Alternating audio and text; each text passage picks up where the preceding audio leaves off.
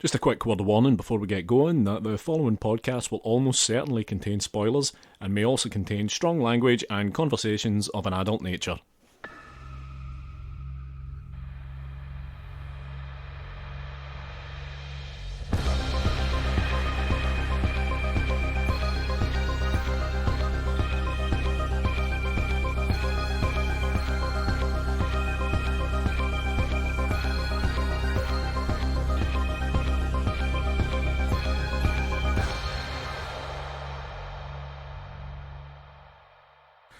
Hello and welcome to episode 5 of Strong Language and Violent Scenes, the podcast that gives a second chance to films that might not deserve them. I'm Mitch Bain, I'm a film composer and the founder of ShockStreetHorror.com. And I'm Andy Stewart. I'm a filmmaker and a journalist, and I do other things too.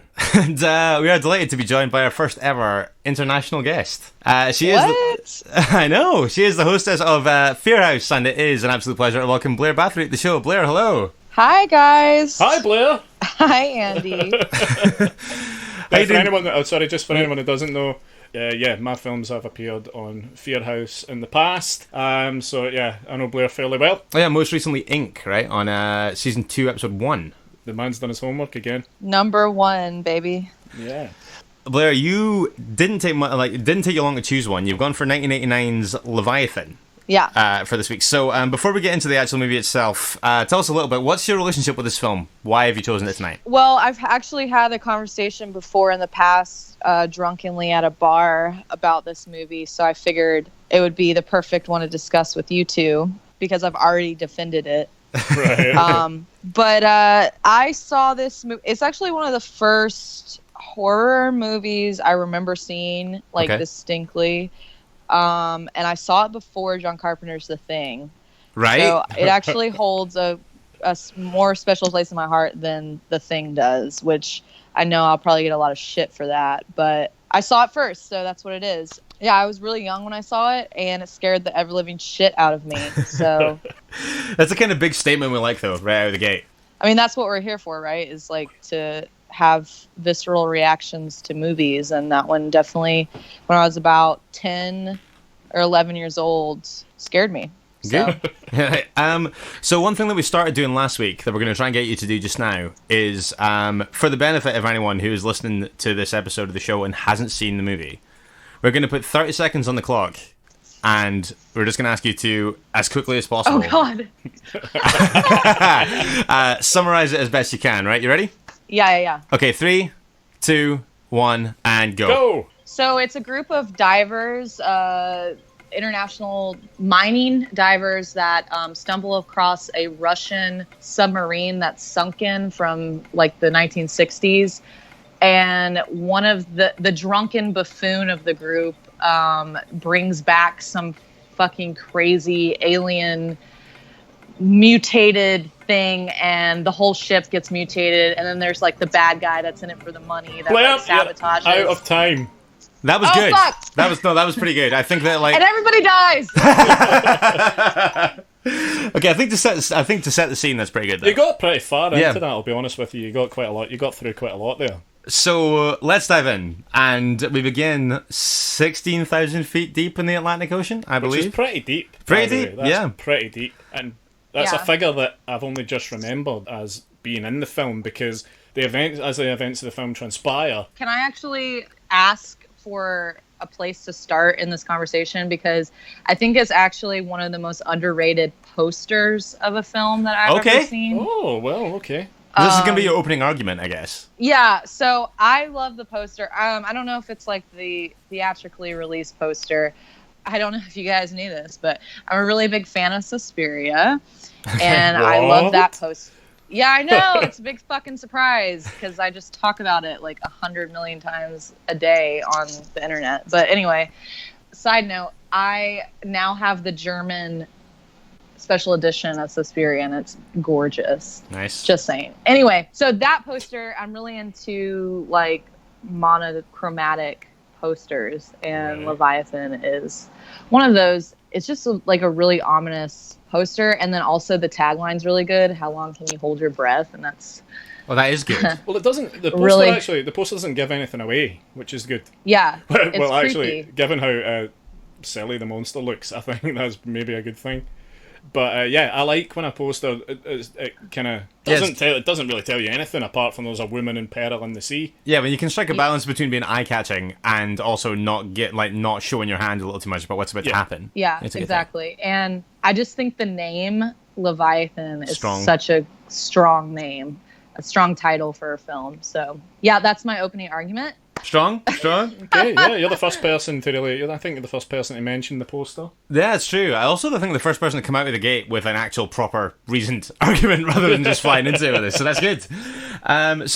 We meet the kind of the crew. Yeah. On board it's Mining Shack 7, I believe. With 3 days left to go. Tri-oceanic mining. Tri-oceanic mining. That's right. Yeah. So we've got Steve Beck. Steve Beck. He's our main man. Yeah, he's played by Peter Weller, Buckaroo Banzai himself. It's nice to have a Peter Weller film back on the show. Yeah, he's our first recurring main character actor. I think I've got to be honest, I'm developing a bit of a crush on Peter Weller. Yeah, he's got real kind of snake hips. You see them in this, like he's wearing those really kind of 80s trousers that they come up quite high. They're cut quite tight at the waist. And they're a bit looser just below that. Not like a parachute pant, somewhere between a parachute pant and a regular trouser. I was watching it and I said, he's quite snake-hipped. I'm finding him quite foxy. I kind of feel like this is something that you need an entire bonus episode to yourself just to talk about now. I kind of feel like this is something you need to explore in your own time. I mean, young Peter Weller is pretty attractive, I'm not gonna lie. He's like 70 years old now, but back in the day... Yeah, back in the day, RoboCop. Yeah, there's a certain something. Yeah, I like when he's bald and we got a bullet hole in his head. So that's a. So it's a pretty decent sized crew, all pretty strong characters, I think, and amazingly strong cast, by the way. Really strong cast. Really strong cast. Right. Amazing. Right. Yeah, you've got Peter Weller, like we said. You've got Daniel Stern. He's my favorite character. He's the one that's the fuck up, and he's the one that brings the whole thing on the ship. Six-pack. Six-pack, yeah. I actually found the six-pack to be an irritant. And am I wrong? Is he one of the sticky bandits from He is one of the sticky bandits. Yeah, he's Marv. Okay, that's what I always thought. He also... he's one of those actors that's like face actors, like you remember his face from a bunch of shit. He's also but you don't remember his name. He's the narrative voice in the Wonder Years. What? Yeah, I know. I only found this out a couple of weeks ago as well. Blow your fucking mind. But yeah, he's the narrative voice in the Wonder Years. He's adult Kevin in the Wonder Years, which is crazy. But yeah, also he was in CHUD, which we watched not long ago, and I always think that he looks like he came directly from the set of CHUD to this. Yeah, he's just as dirty looking. Yeah, I found him to be irritating. I found him very off-putting. Really? Yeah. Every word out of his mouth, I was like cringing. That makes sense that he's my favorite character and I thought he was irritating. He's a pretty sketchy guy, to be fair. Yeah, he is pretty. That's why I related to him. Okay. Imagine being fucking trapped under the ocean with him. Oh, God. I want to get to something quickly. He's also the only one that had liquor on board the ship, Andy. You would appreciate that. Well, yeah.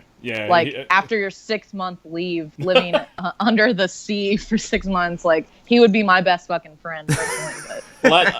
I would kill him and drink his liquor because I can't stand his chat. Early on, we have an incident. where it's De Jesus, the character De Jesus, runs out of oxygen or almost runs out of oxygen. I tell you what, it comes out swinging with that scene because my heart was in my fucking mouth. It's a really Andy, strong had opening. you seen it before? Do you know what, Blair? I thought I had seen it, right? I still feel like I might have. I feel like I'm muddying it up with like Deep Star 6 and The Abyss and all that in my head. But when I watched it, I was like, I don't think I've seen this. Yes! I picked a movie neither of you have seen. Neither of us. But then part of me... Wow, I feel fucking accomplished. It's another first. Because it is so similar to like Deep Rising and Deep Star 6. Mitch, you'll learn rather quickly there's a lot of firsts with me.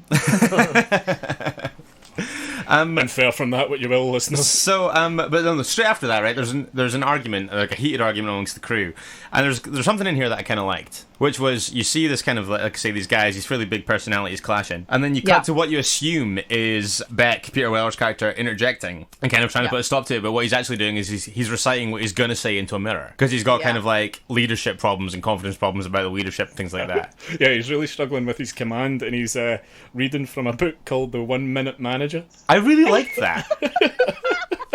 he's learning on the job, which is admirable, but then he's having to contend with fucking guys like Sixpack and the doctor who thinks he's a real card, who by the way is played by Richard Crenna from the Rambo movies, who's fucking great in this. Yeah. So I kind of like the fact he was actually the creepiest character to me. I thought he had a lot of dimension to him, or his character. Who am They all do. They all do. The cast is so strong. Ernie Hudson is in this film. Ernie Hudson is Winston Zedmore in Ghostbusters. He is amazing in this film. He is absolutely amazing. He's the MVP here. Blair, what you're saying about Doc, I agree with. I thought that he was one of the more interesting characters to watch as the film unfolded. Because I kind of feel like, regardless of whether or not he's doing anything sketchy or suspicious, I think that there's a sketchy or suspicious undercurrent to the way he acts quite a lot of the time. Yeah. And I really enjoy that. He has some cool. kind of shadowy past. Am I right in thinking that? There's something going on in his... I think that's right. Which is meant now that he has to work under the sea. Under the sea. That's right. Yeah. He's gone under the sea because of some sort of like medical negligence thing or something like that. Yeah. I think that's what it was. So yeah, he's probably the character that gets the most backstory potentially, I would say. I mean, I feel like this film draws so heavily from Alien that it's almost laughable at points. What? I'll get to that. I've got a list of things that are blatantly from Alien. He has a list. But I feel like this fucking guy. I feel like Doc. This fucking guy. You said it yourself. It's Andy fucking Stewart. You said it yourself, Mitch. If the job's worth doing, it's worth doing right. Now, there is a lot of similarities in this film to Alien, The Thing, and The Abyss, and then later on at the very end there's a bit of Jaws, which we'll come to. We'll get to that. Doc kind of takes on the Ash role from Alien later on. Oh, yeah. And that's just one of many Alien comparisons that I can draw, that I will draw. It's not necessarily an unfavourable comparison, though. No. It wears its influences on its sleeve, I feel. See, when Beck interjects and eventually, he kind of like he settles down the group and they talk about putting in the extra hours so they can have the day off the next day and stuff like that. So what you've seen and what I think is kind of interesting also about very like Alien. By the way, Brent is due in 2 days, and my roommate just quietly walked into the house, put $700 on the table, and just walked out. And I kind of feel like a mobster right now. Are you just There's just like 700 big ones just sitting right there while I'm chatting with you guys. Just a bag of change. That's like small change. That is quite possibly more money than I've ever seen in one place ever. Oh. Take what you want from that. But wow, that's kind of sad. So, I know. If any of our listeners want to PayPal Nick some money, I mean, for Christ's sake, guys, I'm 31 years old. Jesus. But no, what I wanted to. Reverting back from my sad life to this film. Yeah, so I think it's kind of cool that Beck is not a conventional alpha male leader kind of thing. No, he's not. So at this point, once he shouts down the group and kind of talks them around to go and doing the extra hours and that kind of thing at the start, at this point, what do we think of him as a leader and as a protagonist? Blair, you first. Who are we talking? We're talking about Doc right now? Beck. Or are we talking about Peter Weller? Yeah, Peter Weller. Beck. Yeah. Peter Weller. I relate to him a lot because, the imposter syndrome thing. Yep. I think every leader has that moment where they think, and Andy, I think you can relate to this, where you question if you're good enough and if you were the right person to be chosen for the job, right? That's why honestly I love this movie so much, because it's one of the few horror films, in my opinion, that has really dimensional characters where they're kind of anti-heroes at the same time. Like, Peter Weller's not perfect, or Beck's character isn't perfect, and the six-pack guy is like not obviously perfect, and like all the women, the female cast is like the one lady, I forget her character name, Willie, maybe. Willie, that's she's right. the one. Yeah, Willie. She's the one that has the really creepy shower scene. Yeah. When she's crying in the shower. Yes. Oh, that one gets me so bothered. I don't know what it is about. I don't know, that whole scene freaks me out. So the scene in The Craft where the blonde girl is losing her fucking hair, that scene and this shower scene irk me to my core. Out of any film I've ever seen, like that body horror moment, like, I hate it. There's a lot of things in this that kind of spoke to me quite strongly. Yes, I'm so surprised you've never seen it. But have I seen it? I still feel like, even when I was watching it, I was like, if you had seen it, you would have fucking remembered. And then I was like, yeah, I think so. Then 2 minutes later, I was like, nah, I've definitely not seen this. To this point, exactly right now, I still don't know if I had seen it before I watched it. Are you guys drinking Buckfast? No, it's just regular wine. Oh, damn it. Yeah. You should have drank some in my honor. I'm like a fairly massive stereotype, but I'm not that big a stereotype. Showers, horrible shower scenes. Yeah, no, I think you're right. That, in fact, both of the shower scenes in this freaked me all the way out. And I think that just in general, I think in the first half, the kind of build before it turns into kind of a full blown creature feature, I think is a lot of it is really well done. A lot of it's really well handled. So that'll bring into my next point why I really like this movie. So I've always really liked films in general, but specifically horror films that have an element of questioning sexuality and talking about sex in general, and like there's such a strong undertone of that in the film. Okay. And because the people are literally melding together, like literally, and like aren't Buzz and Willie fucking, if I remember correctly? Should have watched this goddamn movie before I came on here again. Buzz is Six Pack's name. Okay, yeah. Buzz is Six Pack's first name. What are we talking about here? Are you talking about Six Pack? Yeah, Buzz, Six Pack. Six Pack and Willie are fucking. No, is he not? Yeah. Is he not doing something with Bowman? I think he's trying to. He spends a lot of time. I think he's trying to hit it and quit it with all of them. I don't think, to be honest, I don't feel like Six Pack's very picky. No. There's that moment when he goes to bed before he finds the sea spider thing, and he even tries it on with a kind of centerfold. Oh yeah, that's right. Yeah. Oh yeah. And he goes, "Ooh, come on, baby, sit on my face." And it's just like, he's even disgusting when there's no one around. Like, what would you do if you were up top? I'd be drinking brew and eating pussy. You're just like, oh, fuck's sake, give it a break, man. Was that your American accent? That was Did you like that? Wow. If you'd listened to the Rawhead Rex episode, there's some, you'd be reeling at the quality of my Irish accent, I can tell you. Oh, God, yeah. Well, no, that's I can't. I have tried several times to replicate a Scottish accent, and I can't. So you guys are better than I am with accents. Perhaps that should be a new segment, Mitch. Oh, we just get people to try accents arbitrarily. Is that what you like? Scottish accents. One of my favourite things about this film was that it wasn't shot in the water. They had a dry for wet approach to the actual shoot, which now that I know that, when I think about the way they're acting under the water and the slow way that they're walking, it makes me fucking piss myself laughing. That being said, though, if like, I think they did a great job. If you told me, if we'd sat down and you'd said, actually, they'd shot it underwater, I'd have been like, yeah, okay. But now that you don't know, think it's believable? Yeah, I would have bought it if you told me that. But now you've said it, I can't unsee it. But if you just said, yeah, this was shot underwater, I'd be like, yep, okay. Now that I you believe know, that. everyone is walking really slowly and really mechanically. Like if you were to do a film with an astronaut and you were to go like, you know what an astronaut moves like? Walk on now the moon. You're on the moon, and they're going, oh, boing. Boing. Andy's making some hand gestures right now, which is really useful for an audio medium.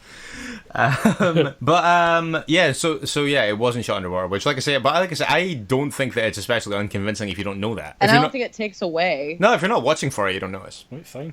I just want to say right now, I genuinely really like this film. Yeah. Same. One thing that happens not long after this, I really like this, and there's a couple of things. This is vaguely spoilery. In fact, it's hugely spoilery. But we have Beck's first interaction, like by video conference, with the CEO of the Trioceanic company. That is it, Miss Martin. Yeah. Yes. And I think that like the company's eventual betrayal of the crew is really easy to spot, because every time you speak to Miss Martin, she says something that just shows an absolutely like hilariously clinical disregard for human life. Like, very dismissive. Yeah. Because I remember like when they're talking about it's Doc in the first one, where they're talking about what he'd done that meant that he'd been kind of like cast out in disgrace from medicine, and he'd ended up there. And they say something that's like, oh, he killed several people, but it all got blown out of proportion. But later on, there's something else as well. She was like, oh, what if it turns out to be nothing and people had already died? So I think that like she was already treating like human casualties as being fairly expendable. So like, but I really like those scenes though. I thought she was pretty good. Evil Lynn, Meg Foster, is great in this as well. Everyone's really, really good. Her eyes are fucking amazing. Yeah, everyone's bringing it performance wise. She is cold. She has those cold metallic eyes. Can't get enough of them. Sorry, Andy was having a moment about the old lady in the movies. Yeah. There's another thing that I think you need a bonus episode by yourself to talk about. The many talk about the older people in films and how attracted Andy is to them. Beautiful's beautiful. Oh. There you go. It sounds like a really like a shitty inspirational Facebook quote that we've put in Times New Roman in front of the shot, like a picture of a sunset. Beautiful is beautiful. Yeah. Wow. Hey, there we go. That wasn't bad. Yeah. That was not bad. Really? Well, you know, it was better. I think that it's around this point the film starts to shift gears a little bit, because it's at that point that we lose contact. Well, we temporarily lose contact with Six Pack, and then eventually they find him, and he's recovered this kind of. No, he falls off a ravine, and then he lands in like a weird forest of seacocks. Yes, that's right. Like, I still don't know what that was all about. What were those things? They're like long, tendrily. They're coral, deep sea coral. Yeah. Well, they're like deeper than anybody's ever actually gone, right? Like this is like future, like it's set in the future, right? I think actually when I was doing my research on this, I think it's set sometime around about 2025. Oh, so is it? It's actually in the very, very near future. Oh, yeah, but it was miles away at the time. But okay, well then we're probably pretty soon gonna discover some seacocks. So just you wait. We're about 6 or 7 years away from discovering mighty seacocks. Mighty seacocks. No, but yeah, so they're like super, super deep in the ocean. So I think it's like supposed to represent that it's something we've never seen before. Yeah, like who knows what's down there. Uncharted. Uncharted, yeah. Yeah, exactly. I'm Googling seacocks just to see. Don't put that in a Google image search, whatever you do. Actually, it's a football team. Well, there you go. Did you mean the Seahawks? Yeah, but I typed in Seacocks. No, listen, I typed in Seacocks, and the first image that comes up is the Seattle Seahawks logo. What's happening? No, listen, it's the logo, but the beak of the hawk is a dick. Oh my god, that's amazing. What it's done there is Google has assumed you've mistyped that. No. Then the algorithm has went, no. No. On the contrary, she definitely meant Seacocks. No, I wrote Seacocks. That's amazing. See, this podcast, you learn every day. You never know I feel, where it's gonna go. I feel like when we post this, we should add that picture into the montage of pictures that we put up. If you can send me that photo, we'll get that shared. That would be. You're literally. That has to be done. Yeah. But yeah. So Six Pack comes back on board with his. Wait, no, you missed a whole section there. Oh. He goes on the Russian. On the Leviathan. On the Leviathan. Yeah. Oh yeah. Okay. Yeah. Sorry. Lead the way. That's huge part. Yeah. Sorry, Blair. Basically, anyway, what he's doing, he's doing a salvage operation. Yeah. Much like when the characters go onto the derelict spaceship in Alien. Oh come on now. No, but the big part you missed is they find like a CD. Is it a CD or a floppy disk or? It's a videotape. It's a VHS cassette. If you recall, then Blair. Yeah. In 2025, they're still using videotapes. But then you said the Leviathan crashed in the 60s. Oh well, maybe the Leviathan crashed in like modern day when the film was made, like 1989, but like the movie's set in 2025. I think that must be it. Although I don't know. I can't remember. Yeah, I don't want to get into nuts and bolts of that. But yeah, anyway, you were saying. Regardless, they're on a Soviet shipwreck and they find this information that crew log and everybody's dead. Pretty much, yeah. And in the process, Six Pack almost dies himself. Yeah, that's a close call. Yeah. I was fully braced. Is it not? Is it not a little? It's pretty tense, right? That whole scene. That is. They're running out of oxygen. These diving suits, they only have 30 minutes of oxygen. They tell us that there's only 30 minutes of oxygen. So obviously the stakes are quite high from the minute you go into the water. Yeah. So you need to move quite quickly. And Six Pack, he's off in the ship, fannying about, and Willie has to go to his rescue. Another strong leadership moment from Beck, by the way, when when it's like a life or death situation, but it could be a case of 2 alive or 2 dead kind of thing. And at one point, he just says to Willie, he's just like, "You've got 1 minute to get out of there." And it's like, yeah, okay, man, I respect that. It's a tough call that he's making. And he does, in fairness, salvage a fair amount of stuff. He comes back with a lot of research, the videotape, and a sinister hip flask. Yeah, that's right. Yeah, there's 2. There's a hip flask full of a mysterious substance and the vodka. Are both on the things that they bring back, right? Oh yeah, they bring out the vodka. I forgot about that part. Pretty weird. Now, the only muddy part in my mind, since I'm a terrible guest on your show and I didn't watch the movie beforehand. You're holding your own better than us. I've seen this movie actually a lot, but not in a while. But when you asked me what movie, it literally was what movie I would choose. It was literally the first one that came to mind because so many people have never seen it. Because it came out the same year as The Thing. As The Abyss. No, it came out as... No, it came out in 1989. The Thing came out in 82, 83. Oh, really? So it came out the same year as The Abyss. In fact, Stan Winston... Oh, okay, well that makes sense. The special effects on this film are done by Stan fucking Winston. He didn't work on The Abyss to work on Leviathan. Really? Yeah, he picked Leviathan over The Abyss. Rather than work Why do you have disdain when you say that? I don't. No. I just think it's interesting. It's certainly an interesting fact that rather than work with James Cameron again, having worked with him loads, he made the decision to then come and work on Leviathan. And that's a testament to how good this movie is. He chose this movie over The Abyss because Leviathan is way better than The Abyss. And then he fucking phoned it in. Isn't that the point of this fucking show? Yes. I'm supposed to defend this movie, Absolutely. right? You're doing it. Why are you chuckling? No, I think like...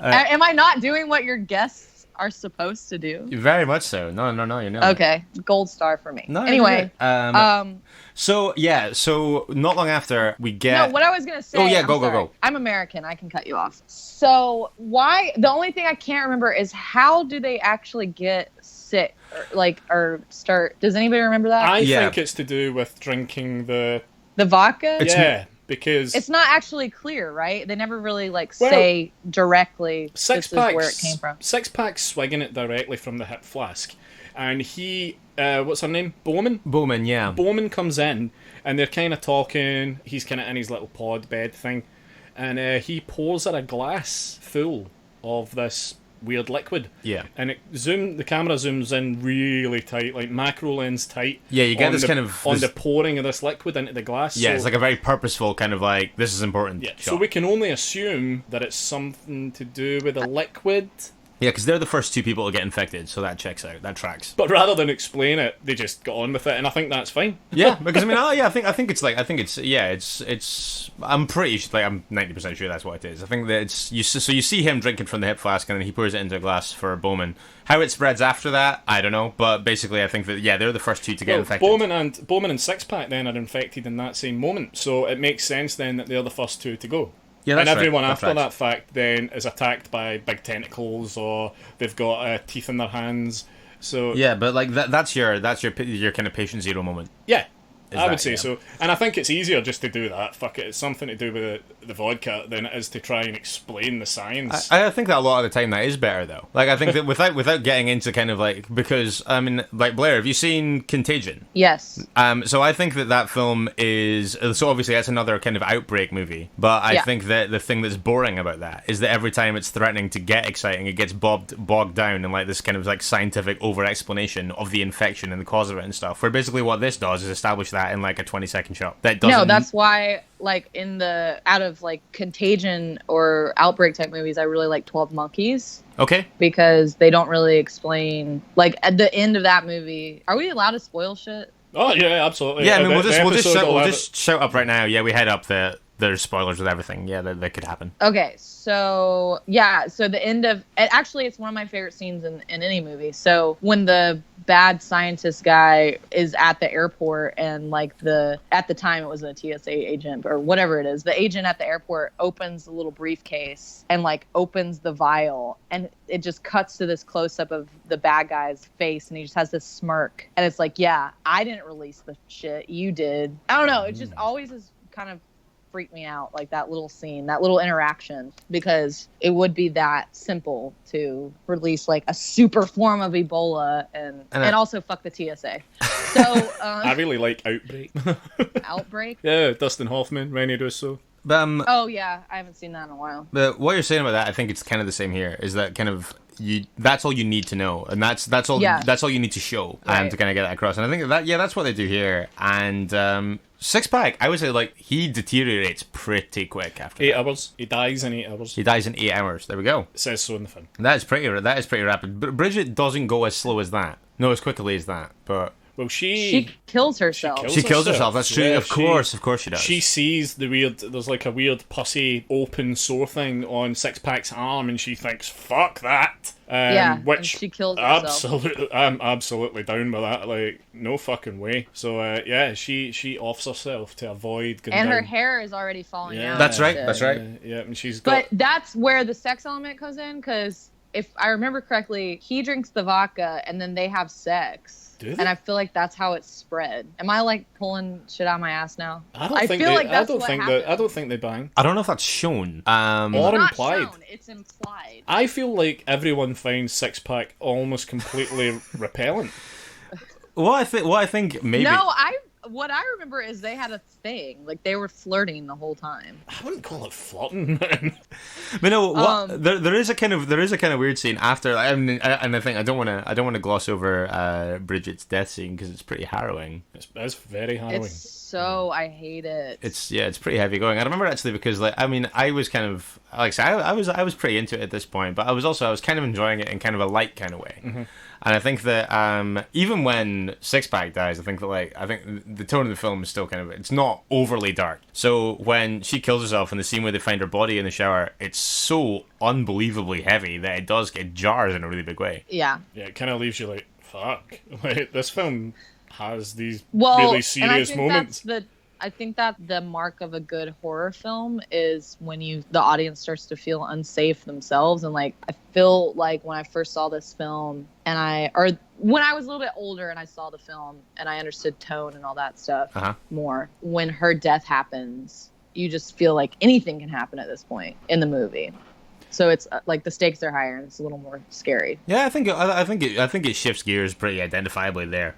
We have that scene where, like, I think because they established that Six-Pack's died, but they're not going to tell the rest of the crew as to not scare them. Yeah. So you have that kind of like that kind of awkward scene where Jones comes in and has this kind of Ernie Hudson doesn't know that he's dead. Yeah, and he comes in trying to have this banter with this guy who he thinks is just kind of like knocked out or comatose. Oh yeah, I remember that. He's basically just a creepy scene too. It's a good scene because you assume he's dead as well. You don't know there's a mutation or an active mutation at this point, and then the body moves under the sheet. He's basically a big bag of tentacles under there by this point, and it kind of moves as you would expect, and he just assumes that he's like trying to get asleep, or he's kind of obviously he's like restless. He's pretty ill, so he thinks, "Oh fuck, I'm disturbing him." So he kind of just creeps away, not knowing that he's basically just a big ball of slime under there. Yeah. But this film has some really effective bits in it. One bit I thought was really effective in a really fun way is when the kind of thing type blob that was Bowman and Six-Pack is put in the body bag, and they're kind of trying to transport the body bag to shoot it out into the sea, and there's like the kind of remaining six guys are kind of carrying the body bag on their shoulder, and then it starts to move really slowly while they're carrying it, and they're like, "This is fucking moving." And they're like, no, you're imagining it, and then it gets more and more until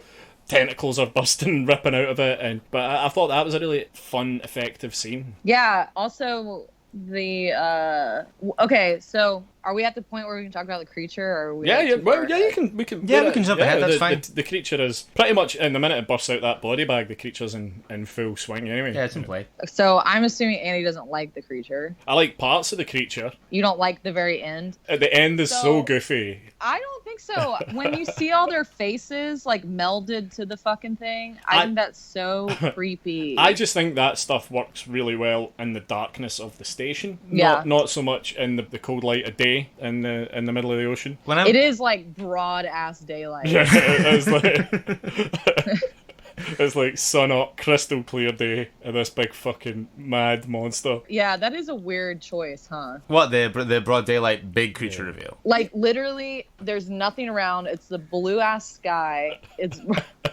It reminds me of the Kraken in Clash of the Titans, the original Clash of the Titans. It's got that same level of kind of Ray Harryhausen goofiness about it. But I find it quite endearing at the same time. It's a bold move, is what I would say. It absolutely is. I just want to quickly touch on Doc's got a really informal and laid-back relationship with his PC. When he's basically trying to figure out what's going on by typing into his PC. The PC's responding very much like a computer. It's going, analysis indicates organism of unknown origin.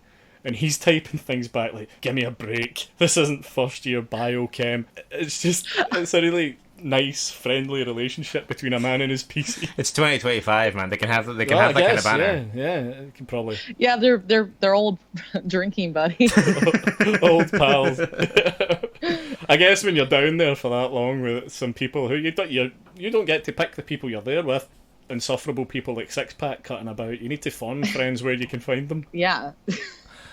That element I don't remember at all, but now that you said it, yeah, that is kind of weird. I think that there's quite a lot of practical effect stuff that goes on in the kind of like. Oh, you know, another random thing in this movie that I kind of love, and it's just like a small detail, like the computer thing, is at the very end when Peter Weller and the girl are saved and they're on the ship, and yep. The you know what I'm about to say? Yeah, I know. Go ahead. And the lady, the bad lady, she's like, "Oh my God, I'm so glad you're alive," and he just clocks her. And he's like doesn't say a fucking word, just like punches her out, and she just goes wham, and like she's like, yeah, she's like, are you okay? Satisfying. And he's like, I am now. Yeah, it's no, like the exchange is she comes out and she's like, "Oh, I knew you'd make it," and then she says, "How do you feel?" And he like knocks her out, and he's like, "Better, much better," and it just cuts to credits immediately. At the same time, though, that. it is quite jarring, and it kind of comes out of nowhere. Like immediately, I thought she's going to hit him. She's going to hit her. I didn't expect it to be Peter Weller that hits her. I fully expected it to go like all the way dark at the end, you know, because like by that time you know that the company had already framed it that they'd all died under accidental or mysterious circumstances. Again, crew expendable like alien. I genuinely wondered if she would just kill them both to preserve the lie, you know, because like they'd already framed it like the company had already saved face and stuff like that. I was wondering if she was just going to kill them and just dump the bodies in the ocean. I went to the darkest place imaginable. The bodies in the ocean. Could she not have just shot them in the ocean and left them in the ocean? It's extremely easy to dump them in the ocean when you're on a boat, but you know what I mean. Like I think genuinely that I think my mind went to the darkest possible place because I kind of just assumed that the end would have more of a stinger. In a way, it was kind of refreshing when it didn't. Yeah. It ends. It doesn't end on a good note at all. Everyone else is dead, but it ends on a, I guess, kind of like Deep Blue Sea. It ends with that same kind of feeling where. And I actually, so funny you just brought that up because Deep Blue Sea was one of my other movies in my head that if I couldn't do Leviathan, it would have been probably Deep Blue Sea. Okay. Deep Blue Sea is great. Oh, I love Deep Blue Sea. I really like De Jesus. Okay. The who? You know, De Jesus, the Hispanic crew member. Oh, Jesus. I really like him. He all he wants to do is get the fuck off of this station. Understandably, it's hellish to me. That is my idea of hell. God, being stuck down there with people that I haven't chosen to be down there with scares the bejesus out of me. And all he wants to do is get the fuck out of there and go to Gstaad and go skiing. And I think that's quite nice. That's what's keeping him going through all of this. Even when he was dying within the first 20 seconds of the fucking film, in his head he's going, just get through this, get to Gstaad. He's another character you get to learn quite a lot about, actually, now you say it. Yeah, and he's obsessed with his jigsaw. There's a moment where Ernie Hudson knocks over his jigsaw and he says that it took him like thousands and millions of hours, but there's like 150, 200 pieces in it. It's like a child's jigsaw. What you're saying about the characters being like pretty well fleshed out, as we're talking about it, I'm kind of coming around to agreeing with, I think, Blair. Yeah, I know, I'm right. Fair enough. Well then.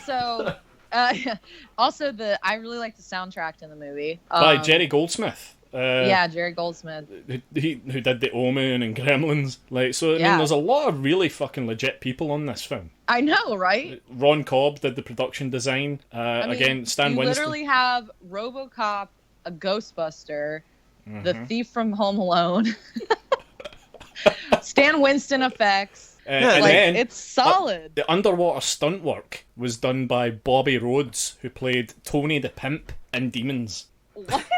Boom! There you go. Just going a little deeper there. Yeah. But that alone, it's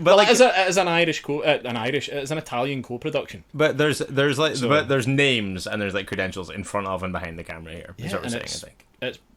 Some of the biggest. It's legit. Yeah, some of the biggest during the time. At the time, exactly at the time. This film had a $20 million budget. Wow, that's a lot. Yeah, that's about 40 million in now money. but it only made 15. No, it wasn't well received, and I don't know anybody that has seen it. I think the big problem with it is it came out the same year as The Abyss. But when I was younger, I remember when the Abyss came out. This one is like, for me, I don't know why, but Leviathan is like more edgy for some reason to me, and I think it has to do with Six Pack. No, I'm kidding. But well, I think it's the only one out of them. Certainly The Abyss and Deep Star 6, it pushes way harder down the horror road. Yeah, and like we were talking about the suicide scene, like that. There's a lot of moments in this movie that are just like really guttural that I don't know you don't get in a lot of science fiction movies.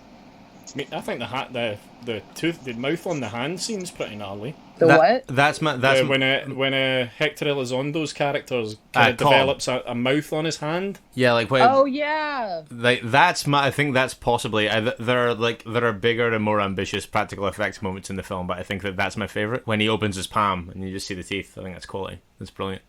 It's possibly my favorite moment in the whole thing. Actually, now I think about it. Yeah, and that's the thing too. It's like it's all practicals and camera and.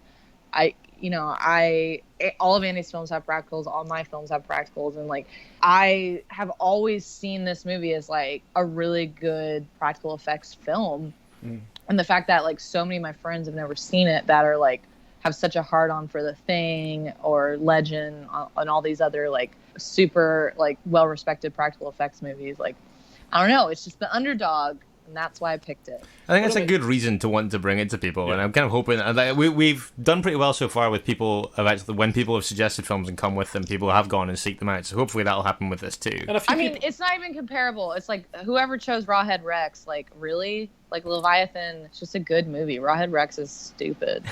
It is stupid. There's no two ways about it. I want to have another episode where Duncan argues with Blair about Rawhead Rex, and Duncan loses. Yeah, I mean, on this effects crew, you've got Alec Gillis and Tom Woodruff Jr. on there, who went on to do every Alien film. Side story. Okay, so I was in LA last year, and I went to it was like at this little tiny comic book shop. Shout out to Morgan and Adam for taking me in Hollywood, and Alec Gillis was there. Nice. What was he just? It's ADI, right? Yeah, Studio ADI. Was he just hanging out there, or? No. It was a panel of Alec Gillis and the guy that made the original Pennywise from It. Oh, nice. And then Alec Gillis did the new one. And they were discussing Pennywise, like the practicals of Pennywise. And I waited around and I went up to Alec Gillis and I asked him about Leviathan. And we talked for about 5 minutes about the movie. And he even himself said it was one of my favorite ones to work on. I wouldn't. So, boom! I wouldn't be surprised to hear that people had a good time making this. How could you not? Again, like the team, like the cast and crew on this movie is like legit. Yeah, I agree, Blair. I think that it's becoming pretty apparent that we're going to come around to pretty much fall in line with you. But any closing statements? I think we're missing something pretty fucking important. Oh, okay. Shit. The film takes a pretty swift diversion towards the end to becoming a Jaws homage. Oh, there is a Jaws moment at the end for sure, which is amazing. It's the smile you son of a bitch moment in it. Yeah, it's absolutely. Okay, yeah. Do you have the line? I do have the line.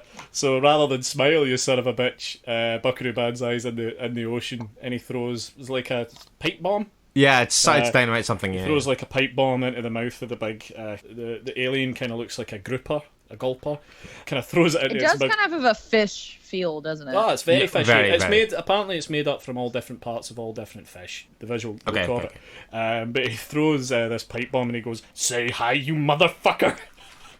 And so you would never get that into a Spielberg movie. Yeah, and then it blows up in a big blood fountain, much like the end of Jaws. And yeah, it's fucking awesome. It's a satisfying moment, it is. I don't care what you do in the water. Any film that has the end scene set in the water where your protagonist kills your antagonist in a fountain of blood, if you don't have something that takes the piss out of Jaws or is an homage to Jaws, then you've done it wrong. And that's totally what that is as well, isn't it? It's a Jaws homage. And it's a loving one, I think. Yeah, I think so. I think I knew exactly what they were doing. Yeah. But yeah, Blair, anything else you want to add? No, this has been so fun. And I hope people watch the movie. Oh, you know another movie while I'm here so if you're listening, whoever you are, watch Leviathan, obviously. Watch Deep Blue Sea, and then my other choice was Event Horizon. Okay. Which is weird that I am going after these like sci-fi or like underwater claustrophobic ones, but I feel like those are super underrated movies. I don't know why people don't like those movies. Those scare the ever-living shit out of me. Event Horizon is still, in my opinion, still holds up as one of the scariest movies I've ever seen. That would play as a solid triple bill. Oh yeah, I think. And Event Horizon's a better Hellraiser 4 than Hellraiser 4. Agreed. Oh my god, Andy. Yep. Okay, so what are your closing? I just wanted to say that they would definitely get the bends at the end if 47 meters down. A film that you love, Mitch.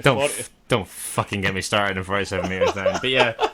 If 47 meters down taught us nothing, it's that they would definitely get the bends. Under a setback. I just wanted to say, I just wondered why, if anyone had any thoughts on why you would need enormous flamethrowers in a subaquatic mining colony. Oh, I don't know. Yeah, because they're cool. Now, I will absolutely say flamethrowers are cool, and I would love if anyone. Have you ever used one in real life? Well, that's what I'm going to say. If any listeners out there can find an avenue for me to fire a flamethrower, okay, I would fucking love that. Wait, what? I have used a flamethrower before. So my ex was really into weapons. Okay. So there was about a good 2 solid years of my life where I fired or threw or stabbed pretty much every type of weapon there is. Okay. Like AR-15s and everything. Anyway, we went to this gun range and fired a flamethrower. Well, and it was epic. Cool. I was going to say, I mean, like, that must be the most satisfying thing. America. Fuck yeah. Yeah, but if anyone can get me a flamethrower or facilitate me in the throwing of flames, yeah, that's a dream. So no, I would say that on first watch, I thought I liked this quite a lot. The first half in particular, I think, when it was kind of setting the scene and the kind of tension and the build, I was really into that. I was I think that as it kind of opened up and as it shifted gears, I thought like there's a kind of a patch in the middle where I kind of felt like it sagged a little bit, and then as it kind of amps up the practical stuff, I enjoyed it. I didn't need much convincing off the back of this one, to be honest. But you've still made a good case, though. Yeah, I absolutely fucking loved it. Yay!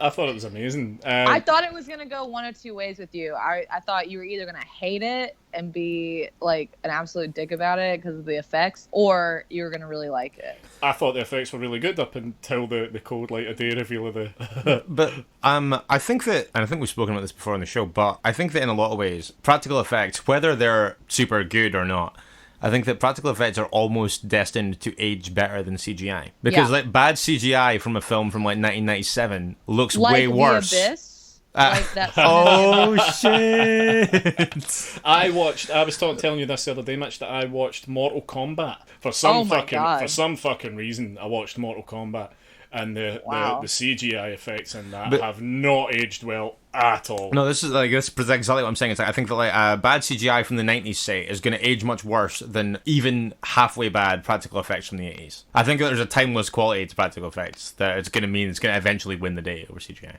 Yeah. For me. I hope anyway.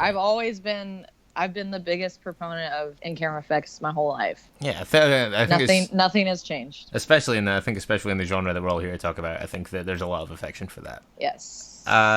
Blair, it has been great having you on the show. Thank you so much for stopping in. Is there anything that you'd like to take a minute to let everybody know about? Let everybody know how they can keep up with you on social media, anything like that? Right, yeah. So we're shooting 35 new episodes of Fear Haus. And for those of you that don't know, Fear Haus is a independent horror anthology that I produce and host myself with international short horror films that I curate like Andy's. Thank you. And you can see 2 of Andy's films currently on the show. But yeah, so we're doing that, and that's super awesome because we've got some really fantastic directors coming in to shoot the wraparounds with us again. And we still haven't even released, last year we had Lucha Gore come in and do 6 episodes with us. So that's pretty cool. Oh, nice. And then other than that, I just got back from Cannes and had a interesting experience there and kind of had an epiphany that I'm going to start doing some work on a feature film. Great. That I've meant to do for a long time and have neglected, and I'm just going to go for it. And yeah, and I'll be at Fright Fest. Oh, there we go. Oh, excellent. Again. Sweet. Again. That's great. And Facebook, Twitter, Instagram, anything like that? Oh yeah, so everything's either Fear Haus, Haus, or Blair Bathory, Bathory. Yeah, you can find me anywhere. Oh, there you go. Blair, thanks so much for stopping by and talking Leviathan with us. It's been a lot of fun. Yeah, thank you guys. Thanks, Blair. We'll see you in August. So, pretty compelling arguments, I think, from Blair tonight. Yeah, absolutely. Loved it. Yeah, I would say, I think, unanimous thumbs up for Leviathan. If you haven't checked it out by now, why not? But fucking too right, why not? But you do have some options. But try, if you can get your hands on that one, I would recommend it. So, feedback section. We do have another one of those. So, we've got a couple of things. Obviously, less this time. Well, it's never going to be, because we were catching up on the first couple of weeks last time. So, first off, a couple of things about detention. And actually, just about a couple of episodes in general. So we did actually have one ref the Buckaroo Banzai episode. I thought it was quite a funny observation. It's from... It seems so long ago. I know, early days. Historical. It was from Civi1312 on Instagram. Right. Neil got in touch and pointed out that at multiple junctures during that episode, I say the words "for clarity" and try to pull it linear again and kind of get us back on the right path, and eventually you can tell that I just give up. That's a bit like pissing into the wind. It is a little bit, and I think trying to instill clarity into Buckaroo Banzai. Yeah, and it's trying to introduce clarity into our conversation about total blind alley. Absolutely. Yeah. So yeah, I think around about 2/3 of the way in, I just throw in the towel and embrace the madness. Perhaps sensibly. Yeah, maybe. As regards detention, we had some comments from Stephen Keith on Facebook. Originally he posted up just that he dug the film out to watch it ahead of watching the episode, and he said, "Those strong language and violent scenes, guys, have me watching another air quotes belter. A way to listen to the podcast to see if I can get to grips with whatever that was. Mitch, you best have explained yourself for this one." Belter was certainly your words. Yeah, I think to be. The air quotes would be yours. Right. And I don't know if he came up pro or con. He said, "Genuinely may need to watch this again. Feels like a proper style over substance, but the script has too many belters," my words, for that to really be the case. So conflicted, yet in reality I know it's not a very good film. Correct. So, hero. That guy's a hero. I don't know, I feel like he's landed somewhere in between. I feel like he's my hero, seeing as I've had very little support in this. Thank you, by the way, to everybody who's got in touch with their overwhelming support. Fuck you. And Rawhead Rex, we had a couple of things. I don't have the exact quote, but our good friend Darren _Gaskell on Twitter got in touch, and is he over hyphenating again? He's not over hyphenating. He's kind of at minimum. He's now observing the rules, which is good. Yeah, but no, he got in touch and he spoke a bit about Rawhead Rex. But one thing that he said that I thought was really funny was talking about how blasé it is in its treatment of its ancillary characters, in that it just introduces someone and kills them 5 minutes later, and that happens multiple times throughout, which I completely agree with. Like Friday the 13th Part 5 again. Very like Friday the 13th Part 5. Disposable characters everywhere. Yeah, it's the way forward. It's like buying clothes at a Primark. You buy them knowing that they're essentially disposable, and it's not a big loss if they go. The shelf life on this is pretty limited. It's not a big loss if they go missing or they get covered in lasagna. Precisely, or enchiladas.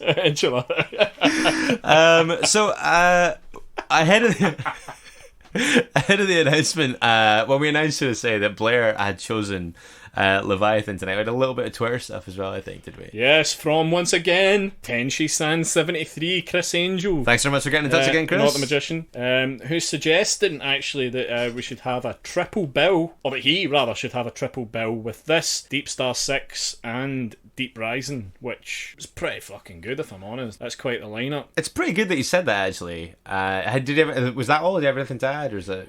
That was kind of the... Just basically that he watches, and also that he watches The Abyss fairly regularly. This seems to be a man with a love of aquatic horror. Yeah, it seems to be. Yeah. And similarly, actually, we had another comment from our good friend Random Elements. Oh, aye. On Instagram, who, when he cottoned on that it was Leviathan we were talking about, this is just a general observation that I quite enjoyed. Said that 1989 was the year of the underwater alien ripoffs. I loved it. Leviathan, Deep Star 6, The Rift, and the remake of Humanoids from the Deep were all banking on the Abyss's success at the box office. So that touches in quite a lot of the stuff we were talking about in the main episode tonight. The Abyss was a massive success. It was. So And there you go.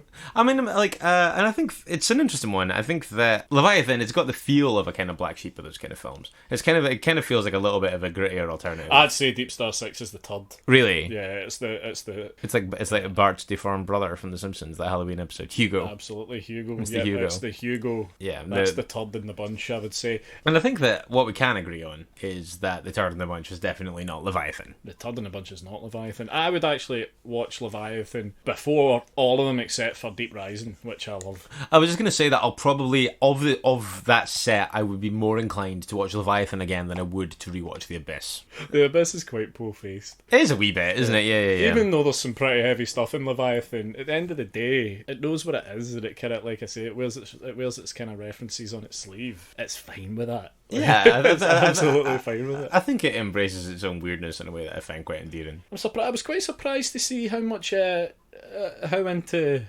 Six Pack Blair was. Same, I thought that he would be considered a far more reprehensible character amongst women. You know, I must admit, I found him to be pretty reprehensible. Yeah. I thought he was a dong. So there you go. Well, there you have it. Yeah. It's a powerful choice of noun.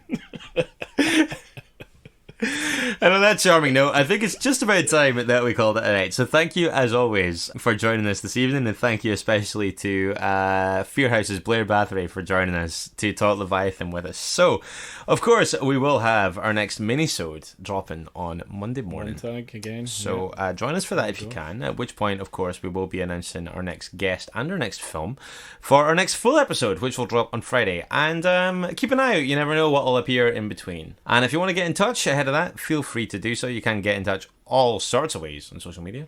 Tell me what those ways are, Mitch. I just so happen to have a list. It's so funny you should ask. On Facebook and Instagram, you can get us at Strong Language Violent Scenes. You can tweet us at Strong Violent PC. And you can also, of course, email stronglanguageviolentscenes@gmail.com. We do love hearing from you. And it's Tim calling tonight, I think. Then we head home from the sweatbox of a room. I'm going. Oh, yeah. And it really is a sweatbox. Glasgow's going through something of a mini heat wave just now, by Glaswegian standards. Absolutely. A heat wave. Yeah. And we are sitting in a room that's been blasted with heat through a skylight for the whole day. So if you can imagine, me and Mitch are both sitting now like John McClane in our vests, covered in sweat. Wow, powerful imagery. Like, do you remember a couple of weeks ago, Barry Dalgarno got in touch on Twitter and asked us if we had any designs on making this a video podcast? That's exactly the reason that we don't like, make Barry, it a video podcast. Like, I appreciate the sentiment, I do, but this is precisely why we're not doing that. I use my navel as a peanut holder, and over the course of the podcast, I just eat peanuts out of my own navel. Wow. Colourful. I was just momentarily stunned into complete silence. I'm happy there. with you seeing me do these things, Mitch, but I don't the general populace, not so I don't much. want the listeners, or as they would then be, the viewers, yeah, to see me doing these really terrible things. No. But in the meantime, don't forget that it is better to die a hero than live as food in a world of chuds. Good night. Good night. You've been listening to Strong Language and Violent Scenes with Andy Stewart and Mitch Bain. Strong Language and Violent Scenes theme by Mitch Bain, production and artwork by Andy Stewart. Find us on Stitcher, iTunes and Podbean.